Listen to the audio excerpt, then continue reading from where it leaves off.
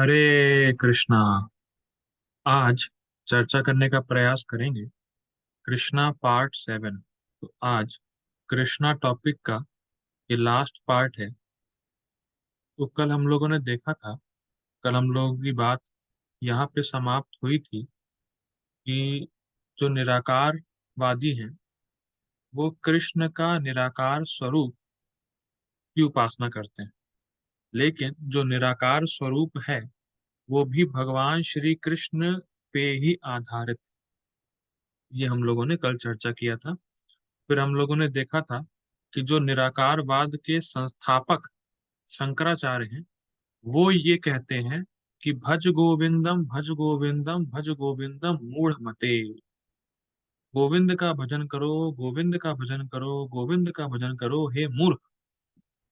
बताइए, शंकराचार्य ये कहते हैं कृष्ण का भजन करो, लेकिन जो उनके फॉलोवर हैं वो अभी भी निराकारवाद में अटके हुए हैं।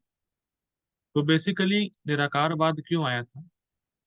तो जो व्यक्ति नास्तिक थे, या कह सकते हैं जो लोग वेदों को नहीं मानते थे, तो उनको लाने के लिए, उनको वेदों की तरफ या वेदों की बाउंड्री तक लाने के लिए शंकराचार्य निराकारवाद को लेके आए थे, या नास्तिकों को मोहित करने के लिए निराकारवाद लेके आए थे। ये अलग ही साइंस है ये। जब हम लोग आगे पढ़ेंगे, जब हम लोग जैसे जैसे टॉपिक्स को लेते जाएंगे, तब हम लोग इस पर चर्चा करेंगे। तो आज का हमारा टॉपिक है, लास्ट टॉपिक, संकीर्तन यज्ञ फॉर कलयुग। इसका मतलब क्या है? देखिए देखिए, कई बार ये एक सामान्य प्रश्न उठता है कि जब द्रौपदी का चीरहरण हो रहा था, तो जब द्रौपदी ने बोला गोविंदा, तो कृष्ण भागे भागे भागे भागे आ गए। और जो द्रौपदी का जो चीरहरण था वो कृष्ण की वजह से नहीं हुआ, या कृष्ण ने द्रौपदी को बचा लिया, या द्रौपदी की लाज कृष्ण ने रख ली। वो गाते हैं ना भजन, करुणा कर द्रौपदी पुकारी, पट में लिपट गए नर नारी, ऐसे प्रेम पुजारी राधे श्याम श्याम श्याम, राधे श्याम श्याम श्याम। तो द्रौपदी ने जो है कृष्ण को बुलाया और कृष्ण भागे भागे आ गए। तो वैसे ही जब हम सिंसियरली और प्रामाणिकता से कृष्ण को जब बुलाते हैं, हे कृष्ण, कृष्ण वाकई में भागे भागे आ जाते हैं। कृष्ण का नाम है भक्त वत्सल। जब भी कोई भक्त कृष्ण को प्रेम से बुलाता है, कृष्ण भागे भागे चले जाते हैं। तो प्रश्न ये है कि जब द्रौपदी का चीरहरण हो रहा था, तब तो कृष्ण बचाने के लिए आ गए साक्षात। लेकिन आजकल भी तो बहुत कुछ हो रहा है, जो स्त्री है उनके साथ बहुत कुछ अत्याचार हो रहा है। तो अब कृष्ण क्यों नहीं आते? तो ये भारी प्रश्न है भाई। द्रौपदी तो एक स्त्री थी, उसका अत्याचार हुआ, कृष्ण आ गए। अब तो कई सारी स्त्रियों के साथ अत्याचार हो रहा है, तब कृष्ण कहाँ है? प्रश्न उठता है। और एक सेंस में ये सहानुभूति भी है। जैसे जब ये प्रश्न उठता है ना कि भगवान क्यों नहीं आते, भगवान कहाँ है, तो बेसिकली हम सहानुभूति दिखाते हैं कि क्या हो रहा है समाज में, संसार में, पता नहीं भगवान कहाँ रह गए। लेकिन हमें एक बात समझनी होगी, जिस प्रकार से पांडव या द्रौपदी कृष्ण को शरणागत थी, या जिस प्रकार की श्रद्धा पांडवों को या द्रौपदी को भगवान कृष्ण पे थी, क्या उतनी श्रद्धा हमारी है? हम ये तो प्रश्न करते ही नहीं कि जिस प्रकार से पांडव लोग बस कृष्ण को ही कृष्ण, मतलब पांडवों के लिए एकमात्र कृष्ण ही आश्रय थे, तो क्या हमारे लिए एकमात्र कृष्ण ही आश्रय हैं, या हम दुनिया में जगह जगह आश्रय खोज रहे हैं? ये प्रश्न उठता है ना।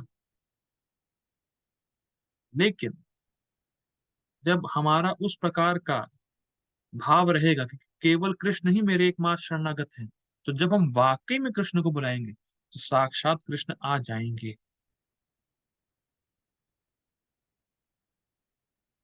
बहुत इंपॉर्टेंट पॉइंट। और कई बार ऐसा देखा भी गया है, जो भक्त हैं जब वो भगवान को बुलाते हैं तो भगवान से आदान प्रदान उनको अनुभव होता है। जैसे जैसे द्रौपदी का एग्जाम्पल है, वैसे ही गजेंद्र का एग्जाम्पल।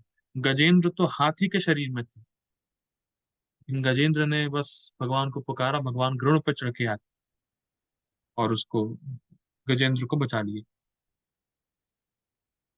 तो बेसिकली पॉइंट क्या है? पॉइंट ये है कि जो जो वो होते हैं ना, मतलब जो बहुत सेल्फिश होते हैं, जो बहुत मतलबी होते हैं, वो ऐसा बोलते हैं कि भगवान कहाँ है, भगवान आते क्यों नहीं है, ऐसा है वैसा है। ठीक है, जब तुम भगवान, ठीक है भगवान नहीं आ रहे, ठीक है हटाओ, तो तुम भी तो कुछ करो। मतलब क्या सब चीज भगवान करेंगे? जैसे जैसे लेट्स से फॉर एग्जांपल किसी स्त्री पे अत्याचार हो रहा है, आप खड़े हो, अरे भगवान बचाते क्यों नहीं है? तो भाई जब तुम उस समय खड़े हो तो तुम क्यों कुछ नहीं कर रहे हो? तुम्हारा भी तो एक दायित्व बनता है कि तुम अत्याचार होने से रोको, या एक फील्ड में उतर के एक्शन लो। भगवान कहाँ है, भगवान भगवान भगवान, मतलब भगवान पे ब्लेम करना है बस, कि भगवान हमारे ऑर्डर कैरियर है। जब मैं भगवान को बोलूं भगवान ये करो, जब मैं बोलूं भगवान आ जाओ, तो भगवान आ जाएंगे। ये भगवान को आप बुला नहीं सकते, भगवान आपके प्रेम के वश में आते हैं। द्रौपदी का प्रेम था कृष्ण के लिए, और द्रौपदी कृष्ण की महान भक्त थी, तो अपने भक्त को बचाने के लिए कृष्ण कुछ भी कर सकते हैं। पर आपका क्या प्रेम है भगवान से, कि केवल बस भगवान भगवान भगवान, भगवान को ब्लेम करना है इसलिए भगवान बुला रहे हैं? जैसे कई बार ये कुछ लोग जो वो होते हैं ना नास्तिक, वो ऐसा बोलते हैं, पब्लिक में खड़े हो जाते हैं, वो ऐसा ऐसे हाथ खड़े कर लेते हैं अपने, कहते हैं अगर भगवान है तो बस 2 मिनट में मेरी गर्दन कट जाए। फिर गर्दन कटती नहीं है, देखा, भगवान नहीं है। तो प्रश्न ये उठता है कि क्या भगवान को यही काम रह गया है कि तुम्हारी गर्दन काटे आके? क्या मूर्खता बात। ये चीजें कि जो बद्ध जीव है, वो अपनी इच्छाओं को पूरी करने के लिए, या जब उसकी इच्छाएं पूरी नहीं होती तो भगवान को ब्लेम करता है कि भगवान है नहीं इसीलिए हुआ नहीं। ये प्रश्न है। लेकिन जो एक सच्चा भक्त है, उसको पता है कि अगर मेरे साथ कोई कठिनाई हो भी रही है, तो ये भगवान की इच्छा है, भगवान चाहते हैं कि मैं इस फेस से गुजरूं। भगवान चाहते हैं इस प्रकार से।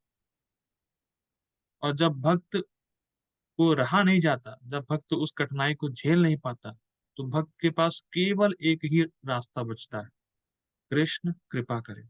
कृष्ण आप ही तो मेरे एकमात्र आश्रय हैं, राखो भी मारो भी जो इच्छा तुम्हारा, नित्य दास प्रति तू अधिकारा। चाहे आप मारो चाहे राखो, पर फिर भी मैं आपका नित्य दास ही बना रहूंगा। ये एक भक्त का भाव होता है।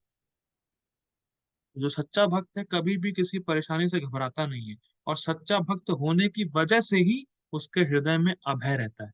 वो डरता किसी से नहीं, उसको पता है कि भगवान तो हमेशा मेरे साथ में है। तो ऐसे ही जब जीसस क्राइस्ट को क्रॉस पे चढ़ाया गया था, तो जो लोग क्राइस्ट को क्रॉस पे चढ़ा रहे थे, तो क्राइस्ट प्रार्थना करते हैं भगवान से कि भगवान, इनको पता ही नहीं है कि ये क्या कर रहे हैं, मुझे क्रॉस पे चढ़ा रहे हैं, इनको पता ही नहीं है कितनी बड़ी भूल करना है, लेकिन फिर भी मैं आपसे प्रार्थना करता हूँ कि इनकी भूल को क्षमा करें। ये एक भक्त है। भक्त को अगर कोई कष्ट भी है, तो भी उसको दूसरों के कष्ट देखे नहीं जाते। वो अपना कष्ट झेल ले जाएगा, पर दूसरों को कोई कष्ट है तो वो सहन नहीं कर पाता। और सबसे बड़ा कष्ट यही है कि सभी लोग भगवान से विमुख हैं। तो भक्त को ये चीज नहीं सहन कर पाता भक्त। इसीलिए भक्त चाहता है कि मैं प्रचार करूं, सभी लोगों को कृष्ण से जोड़ूं, क्योंकि सभी जीवों का एकमात्र दुख या जो दुख का सोर्स है वो यही है कि वो भगवान से विमुख है। ये पॉइंट है। और यहाँ तक कि माता कुंती तो अपनी प्रार्थनाओं में ये कहती है कि मैं तो भगवान चाहती हूँ कि बार बार दुख आए, कि बार बार दुख आएगा तो मैं आपको याद करूंगी और आप मेरे पास से जाएंगे ही नहीं। जैसे जब भी पांडवों को कोई भी कष्ट आया तो कृष्ण हमेशा वहां तुरंत पहुंच जाते थे। मतलब एक्सेस था। मतलब कृष्ण को रहा जाता ही नहीं था कि मेरे भक्त कठिनाई में है, तो तुरंत पांडवों के पास पहुंच जाया करते थे कृष्ण। तो ये फर्क है। तो इसीलिए कुंती महारानी कह रही है कि मैं तो चाहती हूँ कि बार बार विपदाएं आए, क्योंकि बार बार विपदाएं आएंगी तो आप आएंगे, आप आएंगे तो मैं संतुष्ट रहूंगी, आप मुझसे दूर होंगे ही नहीं। तो अब ये प्रश्न उठता है, जो प्रश्न हम लोग लेके चल रहे हैं स्टार्टिंग क्लास से, कि भगवान कहाँ हैं, भगवान आते क्यों नहीं हैं। लेकिन हम ये एक बहुत बड़ा रहस्य नहीं जानते कि भगवान हमारे निकट, हमारे पास ही है कलयुग में। और वो कैसे हैं? भगवान ने कलयुग में नाम अवतार लिया है। मतलब कलयुग में भगवान अपने पवित्र नामों के रूप में आए हैं। कली काले नाम रूपे कृष्ण अवतार, नाम हईते हया सर्व जगत निस्तार। कली काले नाम रूपे कृष्ण अवतार। जो नाम हम लोग लेते हैं, हरे कृष्णा कृष्णा कृष्णा हरे हरे, हरे रामा राम राम हरे हरे, यही साक्षात भगवान है। हरे कृष्ण महामंत्र ही भगवान है। हमें और कहीं जाने की जरूरत ही नहीं है। जैसे ही हम हरे कृष्ण महामंत्र बोलते हैं, साक्षात कृष्ण हमारे सामने होते हैं, भले ही हमें अभी समझ ना आ रहा हो। क्योंकि ऐसी बहुत सी चीजें हैं जो आपको समझ नहीं आती। जैसे जूम अभी कैसे ऑपरेट हो रहा है, कैसे रिकॉर्डिंग हो रही है, क्या अंदर का सॉफ्टवेयर है, क्या प्रोग्रामिंग है, आपको नहीं समझ में आ रहा, पर कार्य कर रहा है। तो जो चीजें आपको समझ नहीं आती, उसका आप प्रभाव देख के जानते हैं कि हाँ कार्य हो रहा है। जैसे आपको कोई बीमारी है, आपने दवाई ली, ठीक है। अब अंदर दवाई कैसे रिएक्ट कर रही है, कैसे क्या केमिकल प्रोसेस हो रहा है, आप नहीं जानते, पर ये जानते हैं कि हाँ मेरी बीमारी कम हुई। तो वैसे ही जब हम भगवान कृष्ण का नाम भक्ति पूर्वक, भाव पूर्वक लेते हैं, तो हमें फर्क दिखता है अपने जीवन में। हमें समझ आता है कि मेरे अंदर जो अनर्थ है, मेरे अंदर जो वासना है, वो धीरे धीरे धीरे धीरे शांत हो रही है। प्रोपा जी बोलते थे कि अगर आपको क्राइम खत्म करना है तो आपको केवल दो चीजें करनी है, हरिनाम संकीर्तन और कृष्ण प्रसाद, बस। और कुछ भी नहीं करना है। और प्रभुपाद जी बोलते थे कि ठीक है, मान लीजिए कोई व्यक्ति क्राइम कर रहा है, आपने उसको पकड़ लिया, पीटा पाटा, फिर छोड़ दिया, दोबारा वो क्राइम करेगा, क्योंकि उसकी जो पाप करने की प्रवृत्ति है वो खत्म नहीं हुई ना, तो वो दोबारा पाप करेगा। लेकिन हरि नाम से तो पाप करने की प्रवृत्ति ही खत्म हो जाती है। अब उसको पाप करना अच्छा लगेगा ही नहीं, तो वो करेगा ही नहीं। लोग इस बात को समझ नहीं पा रहे। जो कलयुग में जो भगवान का जो अवतार है, नाम, वो क्या कह सकते हैं, हरि नाम प्रभु जो है, भगवान का नाम अवतार है, वो इतना शक्तिशाली है कि कोई भी व्यक्ति जब हरि नाम लेगा तो उसके अनंत जन्मों के पाप उसी समय भस्म हो जाएंगे, एक नाम लेने से। तो इसीलिए इसीलिए भले ही हमें ना लग रहा हो कि भगवान का हम संग कर रहे हैं, लेकिन जैसे ही हम भगवान का नाम लेते हैं तो हम साक्षात भगवान का ही संग कर रहे होते हैं उस समय। और जो इस भगवान के पवित्र नाम का जप करेगा नियमित रूप से, निश्चित भगवान के पास जाएगा, क्योंकि आप भगवान का संग ही कर रहे हैं। इसीलिए जो हरे कृष्ण महामंत्र है, उसको नियमित रूप से जप करने से आप भगवान की कृपा को आकर्षित करते हो। और जितनी भी शक्तियां हैं भगवान की, उसमें सबसे प्रमुख भगवान की कृपा शक्ति, ये मैंने पहले भी बताया। ठीक है। तो ये चीजें हैं कि भगवान का जो अवतार है वो नाम रूप में है इस कलयुग में। तो अब कुछ कुछ श्लोक मैं तो मैं भागवतम से लूंगा नाम महिमा के ऊपर, क्योंकि हम लोगों ने नाम का देखा है कि नाम जो है वो साक्षात कृष्ण है। तो भगवान के नाम की महिमा के ऊपर थोड़ा मैं शेयर करता हूँ, इसलिए एक सेकंड दीजिएगा। हरे कृष्णा। तो ये बहुत सुंदर नाम की महिमा है, और इसमें बताया जा रहा है कि अगर आप भगवान का एक नाम भी लेते हैं तो आपको वेदों को पढ़ने की जरूरत नहीं है। कई बार लोग जो है वेदों में बहुत घुसना चाहते हैं कि क्या आपने सारे वेद पढ़े हैं, मुझे सारे वेद पढ़ने हैं, सारे पुराण पढ़ने हैं, मतलब वो बहुत ज्यादा घुसना चाहते हैं। पर लोग समझ नहीं रहे, केवल नाम लेने से ही आपने सारे वेद पढ़ लिए। ये देखिए इसमें लिखा होगा विष्णु धर्मोत्तर ग्रंथ में, ऋग्वेदो यजुर्वेदः सामवेदोपथर्वणः अधीतास्तेन येनोक्तम हरिरिति अक्षरद्वयम्। मैं हिंदी में पढ़ता हूँ क्योंकि हिंदी क्लास है। किंतु जिन्होंने हरि इन दो अक्षरों का उच्चारण कर लिया, सब लोग बोलिए हरि, हरि, हरि, बोल दिए, अक्षरों का उच्चारण कर लिया, तो उनके द्वारा ऋग्वेद, यजुर्वेद, सामवेद और अथर्ववेद सबका पाठ हो गया। समझना चाहिए। मैंने 3 बार चारों वेद पढ़ लिए, हरि हरि हरि बोल। ये बहुत अचिंत्य है पर ये सत्य है। शास्त्रिक श्रद्धा रख के हमें स्वीकार करना चाहिए। ठीक है, और फिर देखिए यहाँ बोल, अब ये देखिए स्कंद पुराण में वर्णन आ रहा है। मारिचो माँ यजुस्तात माँ साम पठ किंचना गोविंदेति हरेर्नाम गेयम गायस्व नित्य शाह।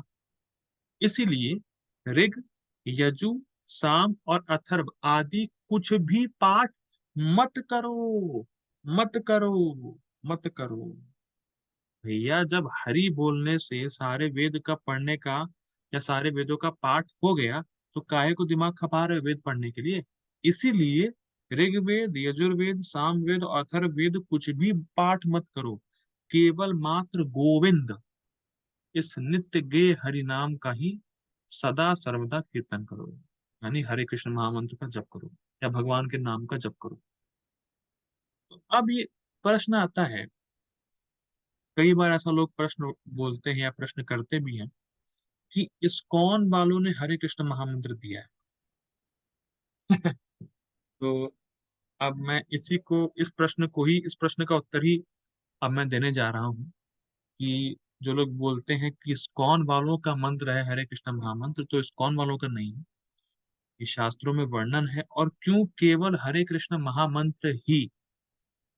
तो इसका हम लोग उत्तर अभी देख रहे हैं। इसको देखने के बाद फिर हम लोग कल एक नए टॉपिक के लिए मिलेंगे। ठीक है? तो हम लोग, तो देखिए, केवल हरे कृष्ण महामंत्र क्यों, क्योंकि अब मैं इसको पढ़ता हूँ और सिर्फ संस्कृत है और अनुवाद है, मैं केवल पढ़ूंगा। ठीक है, देखिए, हरे कृष्णा नाम ही कलयुग का महामंत्र है। इसको छोड़कर नाम अपराध कीर्तन सिद्धांत विरुद्ध है। क्या मतलब है, पढ़िए, पढ़ते हैं पहले। हरे कृष्णा कृष्ण कृष्ण हरे हरे, हरे राम राम राम हरे हरे, षोडशेतानि नामानि द्वांत्रिंशद् वर्णकानि हि कलौ युगे महामन्त्रः सम्मतो जीवतारणे वर्जित्वा तु नामेतद् दुर्जनैः परिकल्पितम् छन्दोबद्धं सुसिद्धांत विरुद्धम नाभ्य सेत पदम। क्या मतलब है, देखिए। अच्छा, और भी श्लोक है। तारकम ब्रह्म नामेतद ब्रह्मणा गुरुणा गुरुणा दिना कलि संतरणादास्यु श्रुतिष्व अधिगतम हरे प्राप्तम श्री ब्रह्म शिष्येन श्री नारदेन धीमता नामेतद उत्तमम श्रोता पारंपर्येण ब्रह्मणः उत्सृज्ये एतन् महामन्त्रं ये त्वन्यत् कल्पितं पदं महानामेति गायन्ति ते शास्त्र गुरु उल्लंघिनः तत्व विरोध संपृक्तम तादृशम दौर्जनम मतम सर्वथा परिहार्य स्यादात्म हितार्थिना सदा। ये पूरे 3 4 श्लोक हैं, ये अनंत संहिता में आते हैं। इसका अनुवाद हम पढ़ने वाले हैं। देखिए, पढ़ते हैं अनुवाद। हरे कृष्णा कृष्ण कृष्ण हरे हरे, हरे राम राम राम हरे हरे। शास्त्रों के अनुसार 16 नाम और 32 अक्षरों वाला यह हरि नाम कलयुग का महामंत्र है। यह महामंत्र कलयुग में जीवों का उद्धार करने में सबसे प्रभावशाली मंत्र है। कृष्ण नाम को छोड़कर दुर्जनों के द्वारा परिकल्पित छंदोबद्ध सुसिद्धांत विरुद्ध रसाभास दोषयुक्त पदों तथा मंत्रों का कदापि जप या कीर्तन नहीं करना चाहिए। इसका मतलब क्या है? ये बोल रहे हैं कि हरे कृष्ण महामंत्र कलयुग का महामंत्र है, और कृष्ण नाम को छोड़कर अगर कोई भी व्यक्ति अपने मन से या शास्त्रों के सिद्धांत विरुद्ध कोई पद या कोई मंत्र आपको दे, तो आपको नहीं जपना है।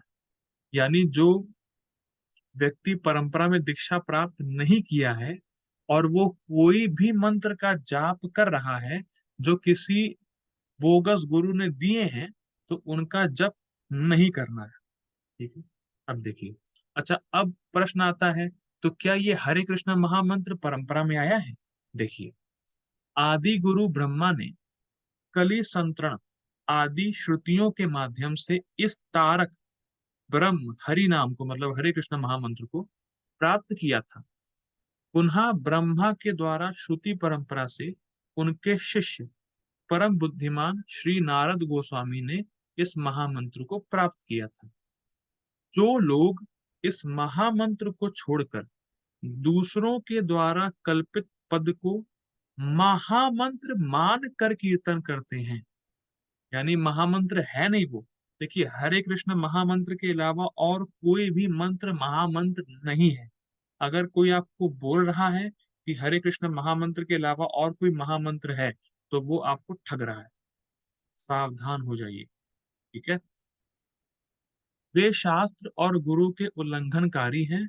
आत्म कल्याण की इच्छा रखने वाले, मतलब जो अपना परम कल्याण चाहते हैं, साधकों को सर्वतो भावेना तत्व विरोध पूर्ण ऐसे दुर्जनों का मत अंतर परित्याग कर देना चाहिए। मतलब उनको हरे कृष्ण महामंत्र के अलावा और कोई महामंत्र जपने की जरूरत नहीं है और जपना ही नहीं चाहिए, क्योंकि कलयुग का महामंत्र केवल हरे कृष्णा कृष्ण कृष्ण हरे हरे, हरे राम राम राम हरे हरे, ये है।